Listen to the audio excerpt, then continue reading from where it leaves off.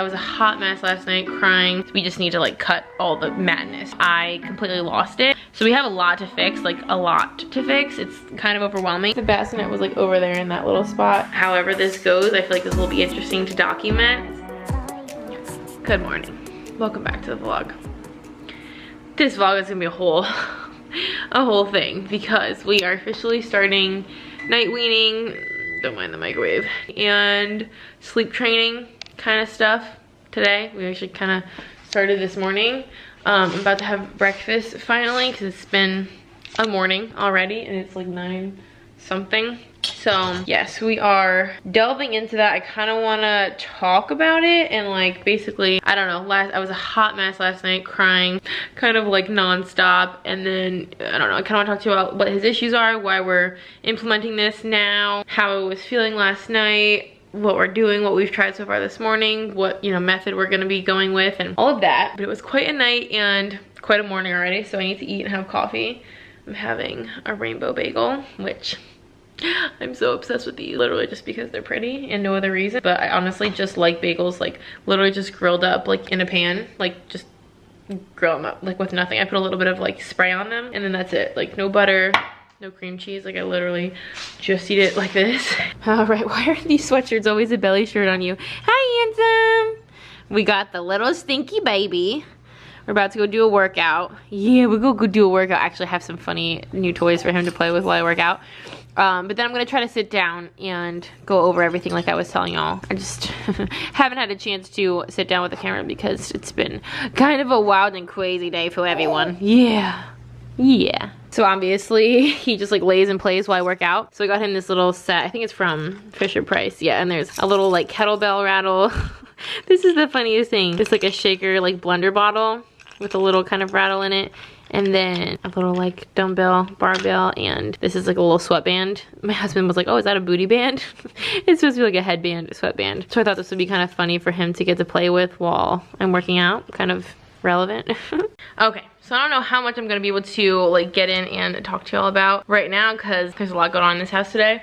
But essentially we have kind of determined that Cole has kind of developed some bad habits, and we were like really trying to be careful about not creating bad habits, but I think it just kind of happened accidentally. And we're actually kind of using the baby whisperer, which is Tracy Hoggs, I believe is her name. That's what she calls it. She calls it accidental parenting, when you kind of accidentally create, you know, these sleep crutches or things like that that kind of get your baby into some bad habits. So what seems to be what we're dealing with, he is 20 pounds, he's coming up on 4.5 months, and he is still like a newborn half the time. We had a stretch where he was like sleeping essentially through the night. He was sleeping like 8 hours, but that included a dream feed, so he was still technically eating during that time, but he was basically only having a dream feed and then waking up at like 3 a.m. to eat and then sleeping till about like 7 or sometimes later.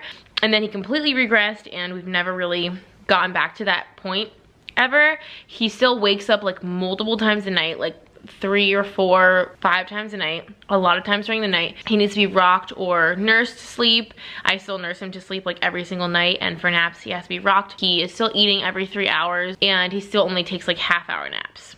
So pretty much like none of that stuff is really age or like developmentally appropriate for him anymore. So he's literally still like a newborn in a lot of ways, even though he's 4.5 months and he's the size of like a 7 or 8 month old, honestly. So we have a lot of work to do to kind of break those habits. We've decided like now is the time to start. We need to start night weaning. He is definitely like big enough. He has a big enough belly. He's all of those things, old enough. We just need to like cut all the madness. So last night was a little bit emotional for me though, because Ken and I sort of decided like kind of last minute at dinner that last night was gonna be the last night he slept in our room. I think he's definitely outgrowing the bassinet 100%. So I think that might be part of the reason that he doesn't sleep very well at night, is because he's a little bit cramped in the bassinet. Like he doesn't sleep on his belly yet. He can't actually turn from back to belly, but he does kind of sleep on his side and kind of toss and turn, and I think he's just a little cramped. So I just like, as soon as we decided that last night was gonna be the last night in our room, I completely lost it and I could not stop crying literally until like I fell asleep, basically, like off and on. I was just like, especially because we were deciding to like kind of do everything at once, which I think for us makes sense to just like rip the band-aid off and do the night weaning and the sleep training and move him to the crib, like kind of just do it all at once. It doesn't really make sense, at least for us, to like half sleep train him in the bassinet, half in the crib, and then I just didn't think that made sense. He needs to just kind of graduate to his own room, and he's always taken naps in his own crib. I mean, the naps we put him down for, if he like falls asleep nursing during the day or in the car or in the stroller, like we let that happen, but I know that's also like not a good habit. He should be sleeping in his crib pretty much all the time. We really don't even have a routine. Like we used to obviously always try to do like the eat, play, sleep routine, but that wasn't really possible for us to do that routine because his naps were so short. Like half-hour naps don't really allow for that because you can't always feed him right after a nap if he's only like sleeping for half an hour at a time. So he's not on a routine, he's not on a schedule. He kind of like wakes up whenever he wants. It's like a whole entire thing. He kind of sleeps wherever he wants, frankly. We do contact naps, we do like nursing to sleep, and we kind of thought like he would just start sleeping through the night and going down for naps easier, and it would just kind of happen, but it's not happening. So it's definitely partially our fault. He may also just like not be a great sleeper. I'm sure it's a combination of things, but I was just kind of a hot mess last night when we decided that it was gonna be his last night in our room and my last time nursing him to sleep and my last time rocking him to sleep and my last time like nursing him in our bed in the middle of the night, because obviously if he's gonna be in his own room, even if we do still have night feedings, like it's gonna be in his room. Like there was just a lot of lasts. Like my last time like putting him down in the bassinet for bed, my last time getting him out of the bassinet in the morning, like his last time sleeping like literally 3 feet away from me. Like it was just a lot of last, and I'm pretty cried out. I'm just kind of surprised I'm not getting emotional just talking about it because I'm so bad with last and like endings and chapters closing. Like even like my last days at like certain jobs or graduating high school or college, like just endings and chapters closing and last, I'm just very, very overly sentimental. Even if it's like a happy thing, like a graduating college or something, I'm still a hot mess. Like this is my last time driving to and from school. Like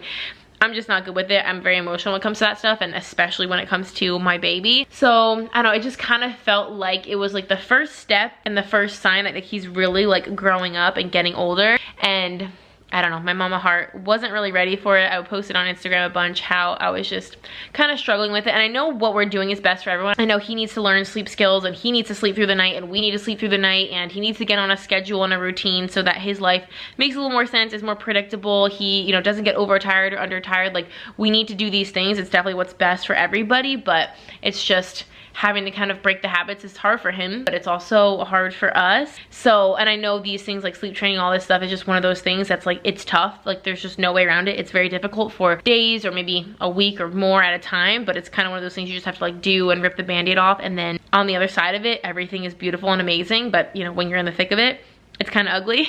I think it's just time. We've decided it's just time. We were kind of blaming everything on his formula sleep regression for a long time, but we like kept tracking. It had been like over 6 weeks of the same behavior. So we're like, okay, this is not a growth spurt. This is not a leap. This is not a sleep regression. This is just Cole, and we got to figure it out.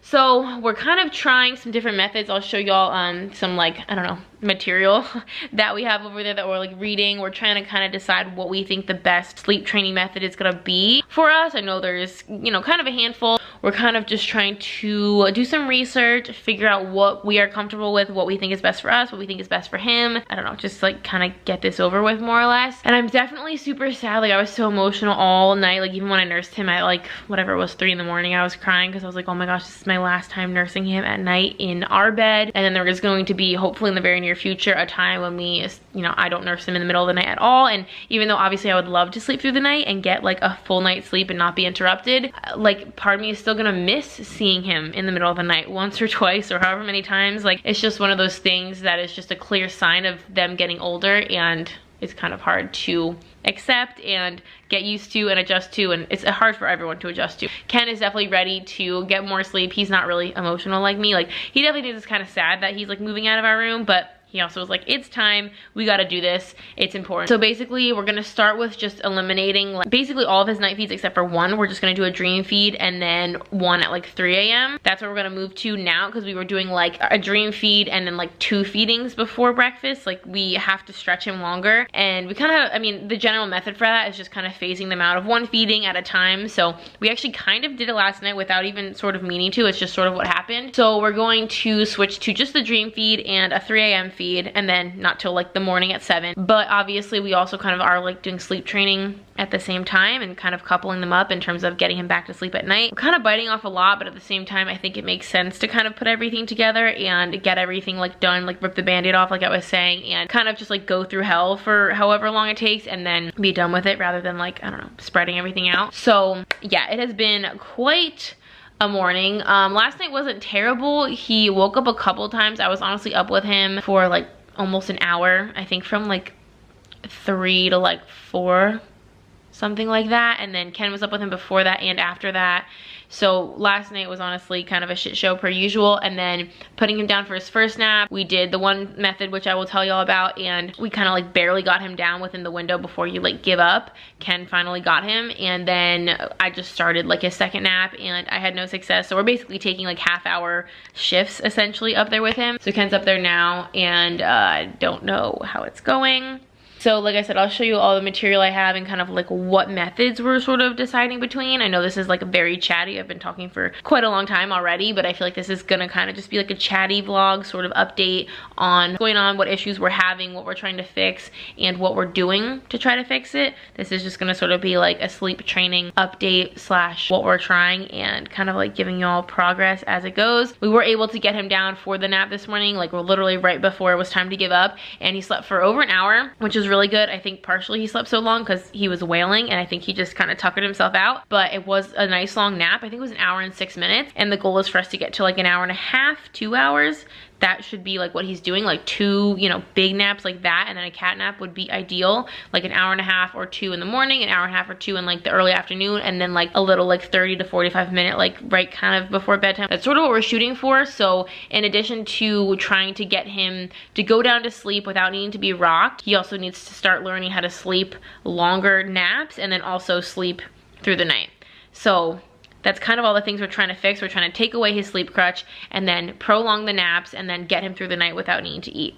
So we have a lot to fix, like a lot to fix. It's kind of overwhelming, but it's also like we just need to do it, and there's never a good time for this, right? Like it always is gonna suck. We're just getting it over with, and like obviously it's not going very great. There's been a lot of screaming and crying this morning, but we know that there's like a light at the end of the tunnel. Hopefully like something is bound to work if we just stick with it. So that's what's going on. It's been wild. And literally, like, I feel like I'm just making sleep training my full-time job. Like, I'm trying to not, like, put almost anything else on my to-do list. So I'm trying to kind of, like, declutter my plate and really just focus on what we're doing right now and having success with this and not overly stressing ourselves out, even though it's obviously stressful. And then just being there for Cole, like, when he is awake, because I know babies can't get mad at you and they're just crying because they're confused and they're frustrated and they don't know what's going on. They don't understand this.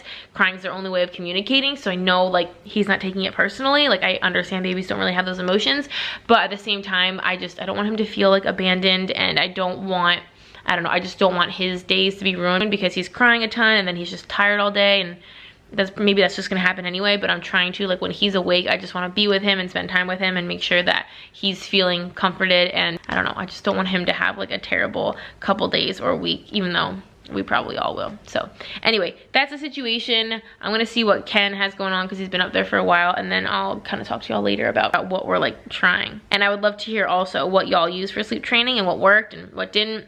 Definitely let me know. And you're just gonna have to excuse my appearance in this whole entire video because, as you can tell, we're not sleeping, and you know, it's not my main priority right now. Just trying to get my baby to go to sleep.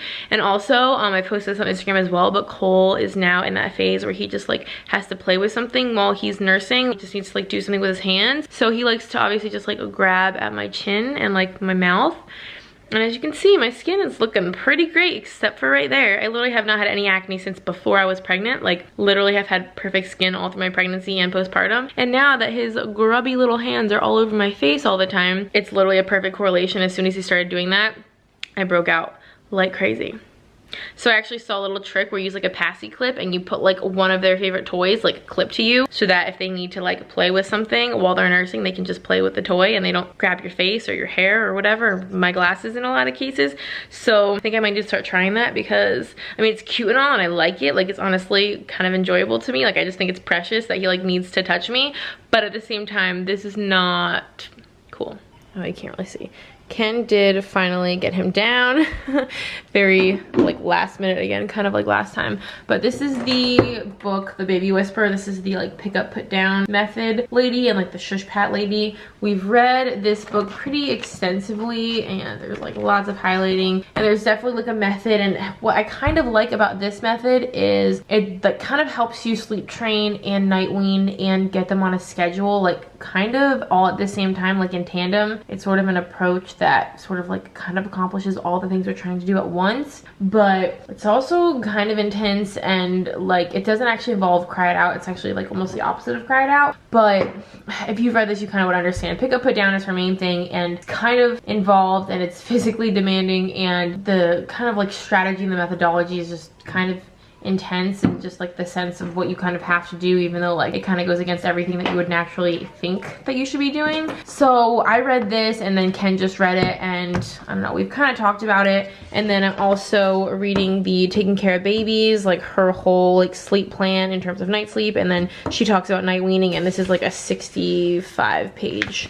packet here. So I'm going through this and just kind of like highlighting it. We're gonna kind of like compare between the two. We've been doing this so far today. The methodology for the pick up, put down is basically just that. You just pick them up when they start crying and then you put them back down like the second that they calm down. So for us, it would literally be like pick him up, okay, put him back down, let him go, and literally like you almost can't take your hands off him because he calms down very easily, but he also cries the second he even feels like the gravity of going back into the crib. And it's only the first day, so we're trying to like not make too many conclusions already, but it just seems like he just gets so worked up by being put back down again, like literally screaming to the point where he's like can't breathe. He's like just screaming so much. But like the times that we've kind of just like stepped back and sort of like let him cry for a second and just like seen what he does if we don't pick him up when he starts crying. Like I did that and Ken did that, and we didn't even like tell each other that we were doing that. Like I said, we've been doing shifts and we're kind of just like passing each other in the middle, so we're not really like conferring in between like what did you just do, what's working, what's not working.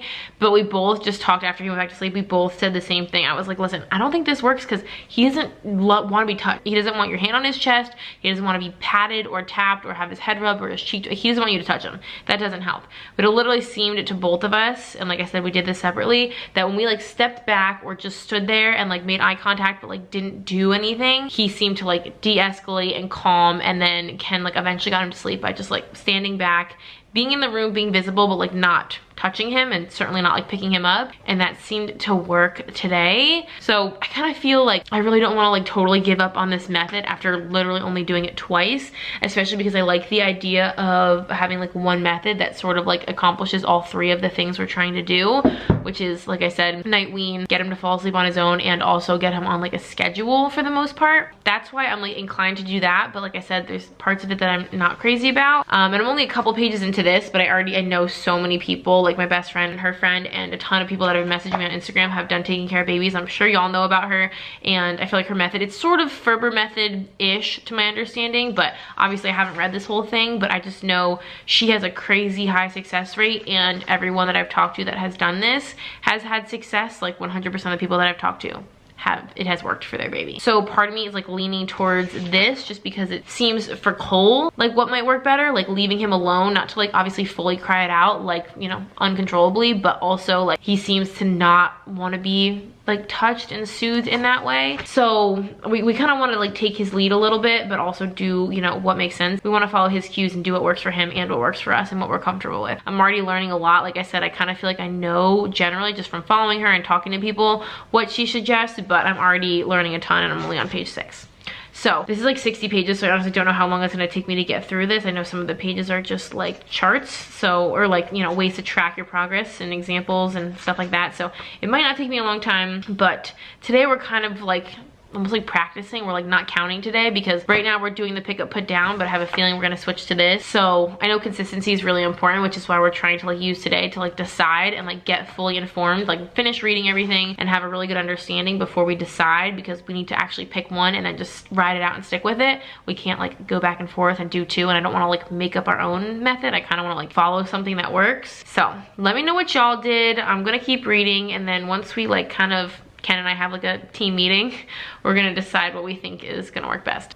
Oh my gosh, it really Can't see anything, but a good thing just happened. He woke up in his exact position, just his eyes popped open after 35 minutes. Like I was saying earlier, his naps are usually like 30 to 40 minutes. His eyes popped open at 35 minutes, but he wasn't moving. Like literally just his eyes were open, but he didn't move around. And then like within a minute or two, he closed his eyes again. He kind of startled, like actually twice since he did that, but he's still asleep. So I think he just connected those sleep cycles, which is literally already a huge improvement because that's one thing he's really bad about, hence why he only sleeps 30 or 40 minutes at a time. So this is pretty impressive, and we're staying on the like routine so far of like it's basically time for him to eat as soon as he wakes up the first day, but that's kind of already a big improvement for us. I feel like I've just been looking really fantastic throughout this whole video, but as you can probably expect, we're having a rough couple of days, so I feel like this is as good as it's gonna get. But we did actually finish reading that whole packet for taking care of babies, and we definitely feel like we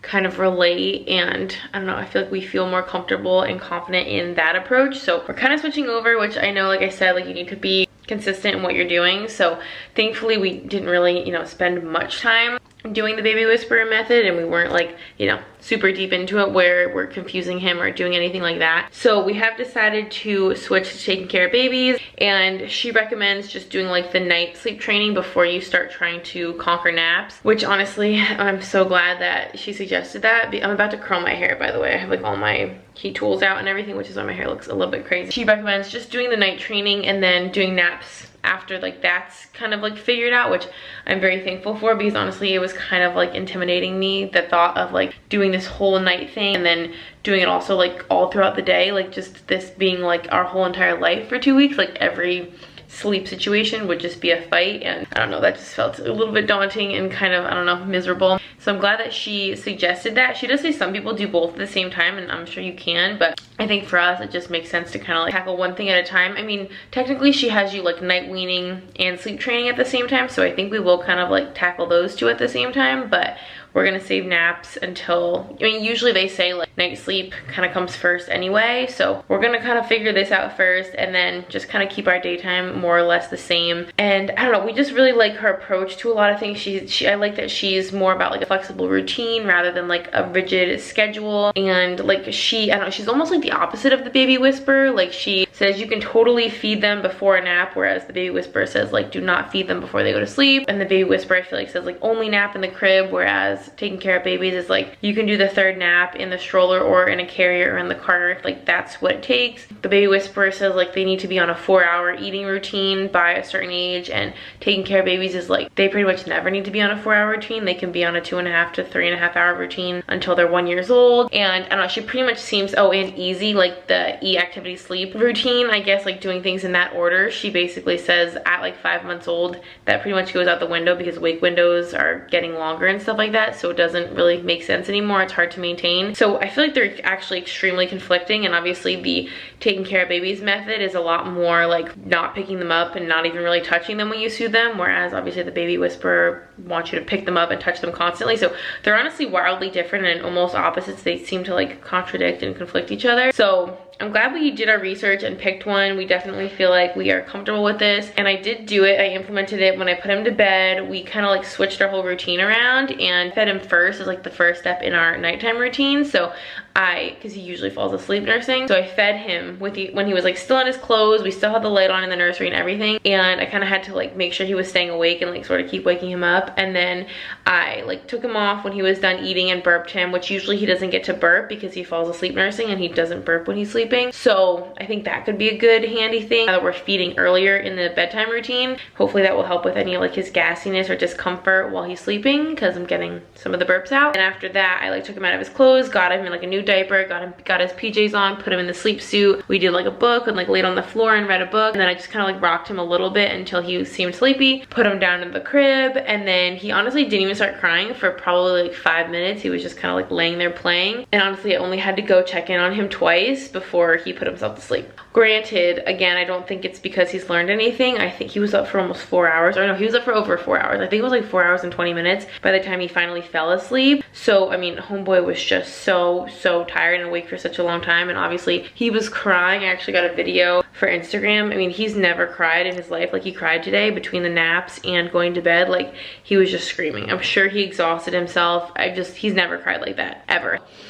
It was quite a day of crying, honestly. It was very novel, so it was a little bit crazy to see that happening. We have like a room across the hall that has like a desk and a chair in it, so I pretty much just docked up there and had my like stopwatch going and the monitor, and I was just like reading through the rest of that packet. And I think that's kind of going to be like our little campsite for tonight. Ken has his like AirPods in there. I'm gonna put my book in there, and I think we're just gonna kind of use that room, which is kind of conveniently located. There's a bathroom right there and everything too, so I think that's gonna be kind of where we camp out, so whoever's not on duty can like sleep, and then whoever's, you know, taking care of him has somewhere to sit and has something to do during all this craziness. So I wanted to give a little update on how it's gone so far. Today, the naps were horrible. The bedtime honestly wasn't bad. It was a lot better than I thought. It was only, I think, a cumulative, I think 24 minutes of crying, so really honestly not terrible, but of course, I don't know how many more times he's gonna wake up or how it's gonna go with subsequent wakings. I am gonna do a dream feed at 10:30, and then I'm gonna do a feeding at 3:30 just to kind of like wean him off of the nights rather than like going cold turkey, obviously for the sake of my supply and for him and stuff like that. I don't wanna like go crazy. So tonight, I'll feed him, you know, pretty much a normal amount, and then slowly we'll like taper that off. We might keep the dream feed, possibly. She does say like that's okay. So I haven't decided if we're keeping the dream feed or not. I kind of am like feeling hopeful and positive about how tonight's gonna go, but I don't want to count my chickens before they hatch. I'm just glad that we're not doing naps right now, so tomorrow we can just like keep our naps how they normally would be and just focus on nighttime. And honestly, that takes a lot of stress off of me. So honestly, today wasn't great, but it wasn't horrible, and I'm really glad bedtime went fairly smoothly. It's just gonna be weird because this is literally the first night he's staying in his room the whole entire night. Like, I actually forgot to close his blackout curtains because obviously he's gonna still be in there when the sun comes up, which he's never been in there when the sun comes up before. So I was like, oh my gosh, when I realized that, I was like, we have to make sure we go in there and close those because that will probably wake him up earlier than he should wake up. It's just gonna be crazy. This is the first night that he's not in the bassinet, the first night he's gonna be in there all night long, the first night he's gonna wake up in there, the first night we're gonna have to like sleep with the monitor on, and like that's gonna be how he wakes us up, as if he's like loud enough on the monitor, which worries me a little because I hope that it wakes me up. I hope it's loud enough. So it's just gonna be weird. Honestly, I started like breaking down our whole room already though. I like moved the bassinet from where it's been for obviously the last like 4.5 months, and the humidifier and the sound machine. Like, I'm starting to kind of put our room back together and make it how it used to be, which is obviously a little bit sad, but also I'm kind of looking forward to kind of getting everything back to normal. And I don't know, I'm excited, even though it's definitely sad and yesterday was a mess.